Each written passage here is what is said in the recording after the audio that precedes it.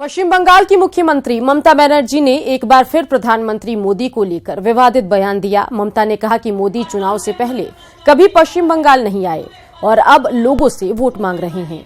हम उन्हें बंगाल से रसगुल्ला देंगे, हम मिट्टी से मिठाई बनाएंगे और उसमें कंकड़ डालेंगे। जैसे लड्डू में काजू और किशमिश का इस्तेमाल किया जाता है। इस मिठाई को खाने के बाद उनके दांत टूट जाएंगे। मिट्टी से मिठाई बनाएगा और उसमें कापूर दे देगा। जैसे लड्डू में किशमिश और काजू बादाम देते हैं ना, वैसे मिट्टी में लड्डू है और उसमें कापूर लगेगा और पूरा दांत तोड़ देगा। पूरा ऐसा मिठाई देगा। अब तक बीजेपी में रहते हुए अपने बयानों से बीजेपी को असहज करने वाले शत्रुघ्न सिन्हा ने कांग्रेस को जिन्ना की भी पार्टी बताकर सियासी माहौल को गरमा दिया। अब बीजेपी नेता तीखे तीर चला रहे हैं तो कांग्रेस और उसके सहयोगियों को बचाव करने में परेशानी हो रही है। ये कांग्रेस परिवार महात्मा गांधी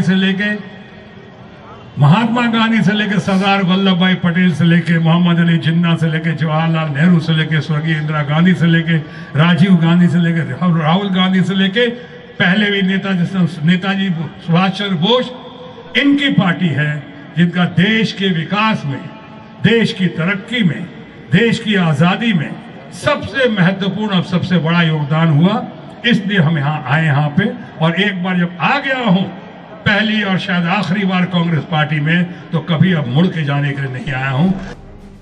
शॉटगन के इस बयान के साथ ही जिन्ना का जुन्न इतिहास के पन्नों से निकलकर एक बार फिर सियासी टेम्परेचर को बढ़ाने लगा है। मध्य प्रदेश के छिंदवाड़ा में चुनावी रैली के दौरान कांग्रेस का इतिहास बताते हुए शत्रुघ्न सिन्हा ने कह डाला, ये पार्टी जिन्ना की भी है और इस देश की आजादी और विकास में जिन्ना का भी योगदान है। शत्रुघ्न सिन्हा के मुंह से जिन्ना का जिक्र हुआ और बीजेपी और उसके सहयोगी लाल हो गए। कांग्रेस में जाते ही अगर उनके अंदर जिन्ना की आत्मा घुस गई और जिन्ना की आत्मा उनके शरीर में घुस करके उनको बोलने के लिए मजबूर कर रही, तो ये अपने आप में आपको समझ लेना चाहिए कि कांग्रेस का राष्ट्रवाद क्या है और कांग्रेस का सेकुलरिज्म क्या है। शत्रुघ्न जी हम लोगों के मित्र हैं, लेकिन आजकल वो गलत सोबत में।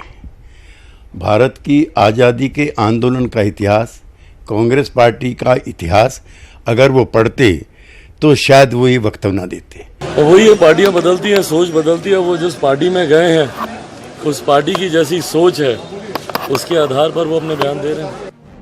हालांकि कांग्रेस और उसके सहयोगियों ने कुछ हद तक शत्रुघ्न सिन्हा के पक्ष में खड़े होने की कोशिश की। किसी ने शॉटगन का बचाव किया तो कोई जिन्ना के जिन्न से खुद को बचाता दिखा। भारतीय जनता पार्टी और एनडीए इतनी बौखला गई है, ना काम के नाम पे वोट मांग सकते हैं, ना राम के नाम पे वोट मांग सकते हैं, इसलिए नॉन इश्यू को इश्यू बनाते रहते हैं। देखिए, वो व्यक्तिगत उनकी बात कहीं अल्फाज निकल जाते हैं, वो अलग बात है। और जिन्ना की पार्टी और महात्मा गांधी की पार्टी उस समय था, हम लोग कह सकते थे कि देश के स्वतंत्रता संग्राम में दोनों की काम। देखिए, हमने बयान नहीं देखा है, लेकिन हम शत्रुघ्न सिन्हा जी के बारे में अभी कुछ नहीं बोलेंगे, लेकिन हम अपने चाचा के बारे में जरूर बोलना चाहेंगे कि हमको नीतीश चाचा जी पे बड़ा तरस आ रहा है। शॉटगन के एक बयान ने कांग्रेस और उसके सहयोगियों को असहज कर दिया है। अब ना बचाव करते बन रहा है और ना विरोध। जिन्ना के मजार ने बीजेपी के लौह पुरुष और शत्रुघ्न सिन्हा के गुरु यानी आडवाणी जी को सियासत में कमजोर किया था। अब जिन्ना राग अलाप कर खुद शत्रुघ्न सिन्हा विवादों में घिर चुके हैं। अपने नाम के मुताबिक अब तक बीजेपी में रहते हुए बीजेपी के ही शत्रु बने बैठे रहे शॉटगन क्या कांग्रेस के लिए शत्रु साबित होंगे? न्यूज़ 18 के लिए पटना से धर्मेंद्र और रवि एस नारायण के साथ ब्यूरो रिपोर्ट।